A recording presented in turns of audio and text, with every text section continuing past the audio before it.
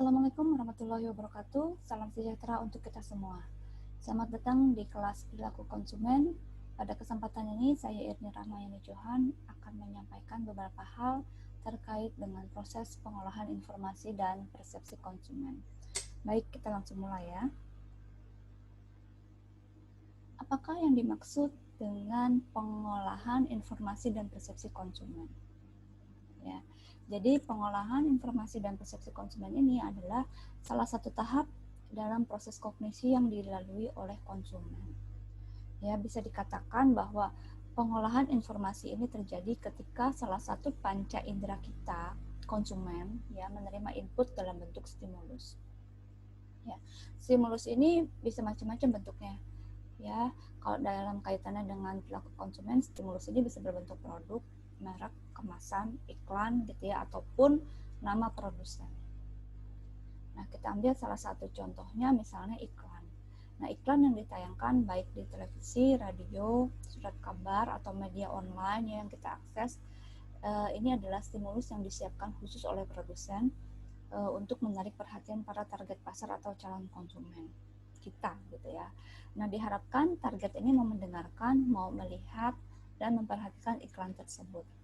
Dan diharapkan oleh produsen setelah iklannya dilihat, disukai, akhirnya yang melihat tadi itu mau membeli produknya.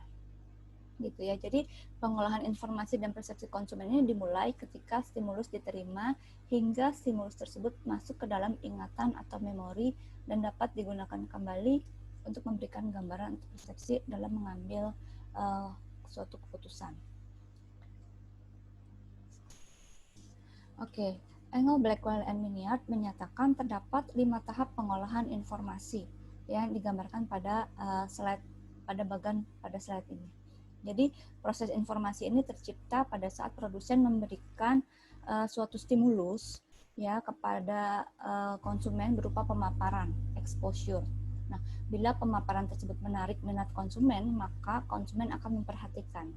Ya, masuk ke tahap perhatian, kemudian konsumen ya menafsirkan stimulus tersebut.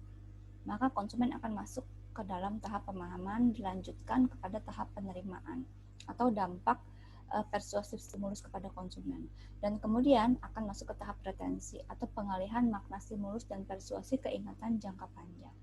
Jadi apa yang didengar oleh telinga, yang dilihat oleh mata, dan apa yang dicium oleh hidung, itulah yang disebut dengan stimulus ya. Dan tidak semua stimulus ini bisa diingat dan disimpan ke dalam memori, gitu ya. Oke, baik. Selanjutnya kita lihat untuk tahap yang pertama, yaitu pemaparan. Ya, jadi ini adalah kegiatan yang dilakukan oleh pemasar untuk menyampaikan stimulus kepada konsumen. Konsumen yang merasakan stimulus yang datang ke salah satu panca inderanya ini disebut dengan sensasi. Ya, jadi respon langsung atau cepat ya dari panca indera terhadap stimulus yang datang. Nah, di sini ada beberapa konsep ya, diantaranya ambang absolut dan ambang berbeda.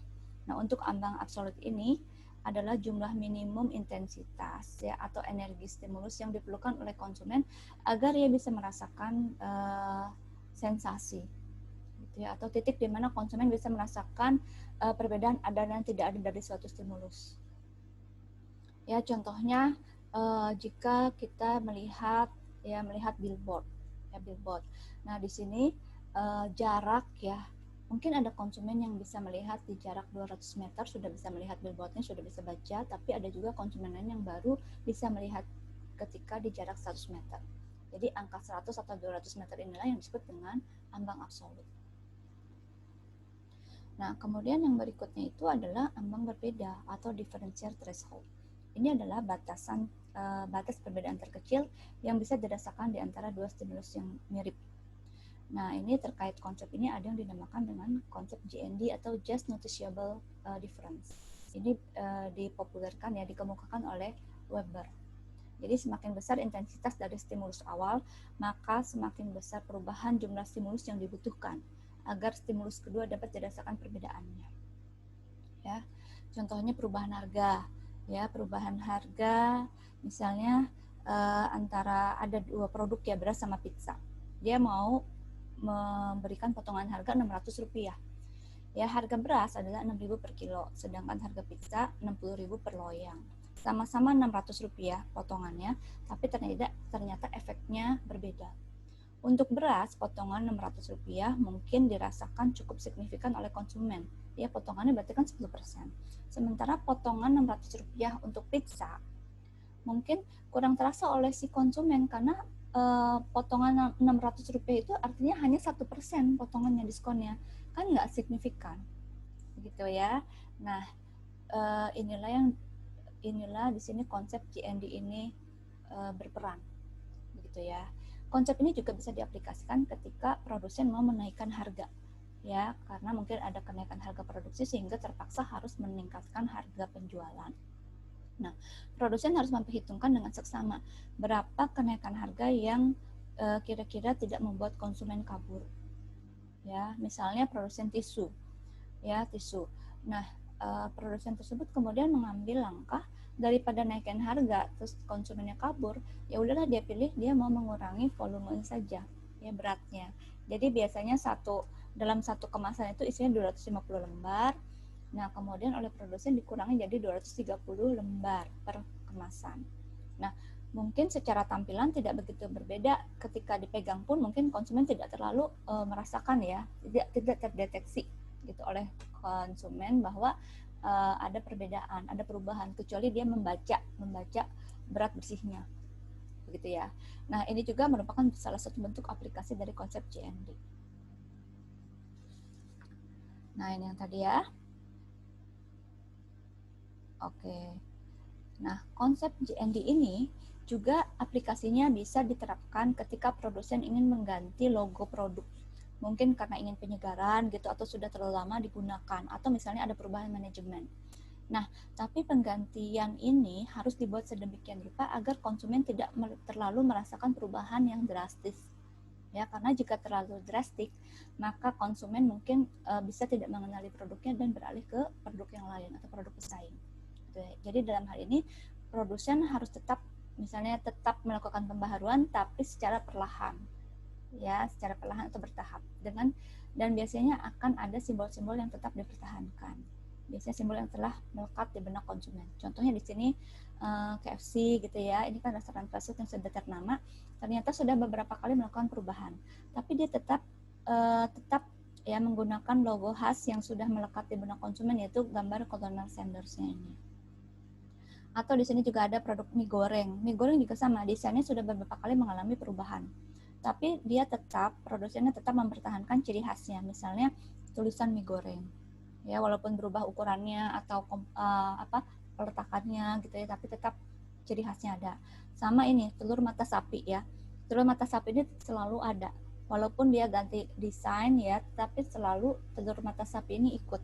Entah itu yang dirubahnya mungkin letaknya, tadinya telur mata sapinya di ujung kiri, kemudian berubah di ujung kiri bawah atau di tengah, tapi ini selalu ikut. Termasuk si udang juga ya. Udang ini walaupun ganti desain kemasan berapa kali sampai piringnya pun berubah, tetap ada. Begitu. Jadi mungkin ini sudah menjadi ciri khas dari produk tersebut. Oke. Nah, kemudian tahapan selanjutnya adalah perhatian. Ya, perhatian ini jadi ternyata tidak semua stimulus yang dipaparkan dan diterima konsumen akan memperoleh perhatian dari si konsumen dan berlanjut sampai ke pengolahan stimulus. Ya, hal ini terjadi karena ada keterbatasan kognitif dari konsumen untuk mengolah semua informasi yang diterimanya. Ya, sehingga ada proses seleksi. Ya, proses seleksi stimulus atau informasi yang akan diperhatikan dan diproses lebih lanjut oleh si konsumen. Nah, proses ini dikenal dengan perceptual selection. Ada dua faktor utama yang mempengaruhi. Yang pertama faktor pribadi dan faktor stimulus, ya. Nah, faktor pribadi ini dari dalam diri konsumen dan ini biasanya di luar kontrol dari si produsen atau pasar. Misalnya motivasi, kebutuhan konsumen, harapan gitu ya. Contohnya, konsumen yang ingin bertubuh langsing, mungkin dia akan mencari informasi yang terkait tentang makanan, obat-obatan diet gitu ya, atau cara-cara olahraga yang bisa membantu dia menurunkan berat badannya. Jadi segala informasi yang dijumpainya mungkin akan mendapat perhatian. Nah, kemudian yang kedua adalah faktor stimulus. Nah, ini biasanya dapat dikontrol oleh si pasar, oleh produsen. Ya, misalnya ukuran. Ya, semakin besar ukuran stimulus tentu akan menarik perhatian si konsumen atau calon sasaran ya. Kemudian warna, semakin menarik atau berwarna-warni mungkin akan lebih menarik dibandingkan gambar yang hitam putih begitu ya. Kemudian posisi iklan, mau di halaman depan atau di tengah tentunya akan berbeda efeknya. Kalau di halaman depan pasti akan lebih mendapat perhatian gitu ya. Kemudian petunjuk ya. Nah, di sini saya akan menjelaskan ya contohnya untuk yang petunjuk gitu. Jadi mata konsumen umumnya akan lebih fokus ya, akan lebih fokus kepada stimulus yang diarahkan. Ya, contohnya di sini ini adalah salah satu penerapan konsep petunjuk ya. Di sini menggunakan juga teori psikologi. Ya, jadi di sini biasanya kita sering lihat di jalan-jalan ya ini ya. Bagaimana agar orang memperhatikan dengan ini ya, dengan petunjuk ini. Ya, biasanya dari konsep psikologi mungkin seseorang akan cenderung melakukan perintah terbalik gitu ya. Jadi nih, semakin dilarang mungkin akan menjadi semakin penasaran. Gitu ya, semakin penasaran. Nah, ini misalnya ada gambar di pinggir jalan, ada awas jangan tengok kiri. Yang terjadi apa? Orang yang lewat pasti akan refleks, akan melihat ke kiri. Begitu ya. Atau misalnya ada billboard, untuk pertama kali kami tidak ingin kalian melihat billboard ini. Apakah diikutin? Enggak, justru orang yang lewat justru malah melihat, gitu, malah membaca. Begitu ya. Jadi ini adalah salah satu konsep yang diterapkan terkait dengan petunjuk.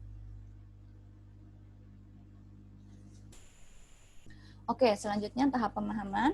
Tahap pemahaman ini adalah tahap proses pengolahan informasi ya. Jadi usaha ya, usaha konsumen untuk mengartikan atau menginterpretasikan stimulus. Di sini konsumen juga melakukan yang namanya perceptual organization. Ya, contohnya melakukan pengelompokan. Misalnya kita diberikan nomor telepon. Nah, biasanya nomor handphone ya 0813 gitu ya, bla bla bla 777 atau bla bla bla. Nah, biasanya kita akan melakukan pengelompokan. Biasanya diingat 33 gitu, misalnya 0811 dulu atau 0812, kemudian selanjutnya berapa tadi 777 gitu ya, kemudian selanjutnya. Nah, ini adalah upaya konsumen untuk bisa mengingat begitu. Ya. Kemudian yang selanjutnya adalah penerimaan. Ya, di sini tadi sudah tahap pemaparan, perhatian, pemahaman ini merupakan persepsi konsumen. Nah, setelah konsumen melihat stimulus, memperhatikan dan memahami stimulus tersebut, maka sampailah pada suatu kesimpulan mengenai objek tersebut. Ya, inilah yang disebut dengan persepsi konsumen terhadap objek atau citra produk. Oke, tahap selanjutnya adalah retensi. Ya, retensi ini adalah proses memindahkan informasi ke memori jangka panjang, ya, atau long term memory. Penyimpanan informasi ini merujuk kepada tempat di mana informasi tersimpan. Secara umum dibedakan menjadi 3, ya. Jadi ada memori sensor atau sensory memory. Ini sangat singkat, mungkin hanya 1 detik, ya, 1 detik penglihatan atau 1 detik pendengaran. Setelah itu hilang, gitu ya, kalau di sensory memory. Nah, kemudian yang berikutnya adalah short term memory. Ya, jadi ini sifatnya juga singkat, masih singkat, tapi kapasitas mungkin agak lebih panjang dari yang tadi. Jadi ini kurang dari 20 detik. Gitu ya. Nah, kemudian yang ketiga adalah memori jangka panjang. Memori jangka panjang inilah yang diharapkan, yang diincar oleh produsen. Ya, jadi di sini kapasitasnya tidak terbatas dan sifatnya permanen. Sini. Dan di sini di memori jangka panjang ini ada 2 kegiatan. Yang pertama kegiatan rehearsal dan encoding. Ya, rehearsal ini adalah kegiatan mental konsumen untuk mengingat-ingat, ya, mengingat-ingat informasi yang sudah diterimanya dan menghubungkannya gitu ya dengan informasi lain yang sudah tersimpan di dalam memorinya. Contohnya, ya, misalnya kita diminta untuk mengingat nomor telepon seseorang tanpa sempat mencatat. Nah, kita akan bergumam, biasanya gumam, mengulang-ulang menyebut nomor telepon tersebut agar bisa diingat. Nah, proses inilah yang disebut dengan rehearsal. Ya, nah tujuan rehearsal ini adalah untuk menahan informasi ke dalam informasi dari short term memory ya, agar cukup waktu dan bisa disimpan ke jangka panjang. Nah, biasanya di sini juga ada proses encoding. Ya, contohnya dari encoding ini adalah penggunaan logo huruf tertentu yang diaplikasikan kepada suatu produk. Misalnya logo huruf M untuk salah satu restoran fast food. Nah, konsumen kalau lihat huruf M tersebut akan langsung ya mengasosiasikan dengan salah satu restoran fast food yang terkenal. Gitu. Ya. Ini contohnya beberapa ya. Di sini ditampilkan beberapa contoh ya, mohon maaf bukan promosi tapi untuk memudahkan pembelajaran saja. Ya, di sini kita lihat ada huruf F juga, salah satu simbol dari sosial media ya yang sering digunakan. Ini huruf M tadi, gitu ya, huruf S, atau di sini ada logo. Kadang-kadang juga menggunakan simbol gambar ya. Di sini gambar burung biru mungkin asosiasikan dengan salah satu sosial media yang terkenal juga. Gitu. Atau gambar buah keruak di sini ya. Di sini untuk sebagai simbol dari produk elektronik yang juga cukup terkenal. Oke, baik. Selanjutnya kita sampai ke tahap berikutnya, yaitu tahap mengingat kembali atau retrieval. Ya, di sini konsumen menyimpan informasi di dalam long term memory, dan suatu saat dia akan memanggil kembali atau mengingat informasi tersebut untuk bahan pertimbangan dalam pengambilan keputusan. Begitu. Ya, baik ya. Kurang lebih demikian penyampaian singkat ini ya. Untuk lebih jelasnya nanti bisa dilihat di materi yang lebih lengkap atau membaca di dalam buku ya, di buku. Jadi kalau saya bisa simpulkan, proses pengolahan informasi ini diawali dengan diterimanya stimuli yang berasal dari lingkungan, kemudian masuk ke dalam memori sensori melalui organ sensorik ya. Kemudian informasi mentah tersebut ditransfer ke dalam suatu prosesor ya, prosesor memori dengan bantuan perhatian dan persepsi. Nah, di dalam prosesor ini, informasi mentah ini kemudian di-coding ya, dan dimasukkan ke dalam memori jangka panjang untuk disimpan. Memori jangka panjang inilah yang kemudian dikenal sebagai ingatan yang dapat dipanggil kembali ketika dibutuhkan.